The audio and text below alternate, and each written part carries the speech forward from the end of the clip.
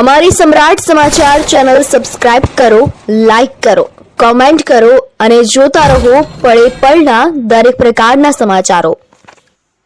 ભારતીય બનાવટના ઇંગ્લિશ દારૂની બોટલ નંગ 912, કિંમત ₹2,50,800 સહિત કુલ કિંમત ₹9,55,800ના મુદ્દામાલ સાથે એક ઇસમને ઝડપી પાડતી ભાવનગર લોકલ ક્રાઇમ બ્રાન્ચ.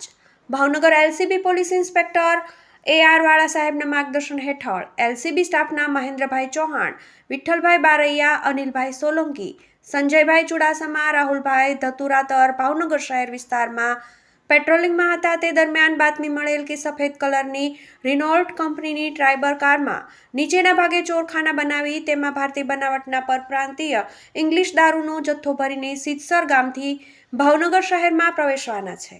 જે બાતમીના આધારે વોચમાં રહેતા બાતમી મુજબની કારમાં શખ્સ હાજર મળી આવેલ. તેના કબજાની કારમાં બનાવેલ ચોરખાનામાંથી ભારતીય બનાવટનો ઇંગ્લિશ દારૂનો for sale in Madhya Pradesh only લખેલ જથ્થો મળી આવેલ.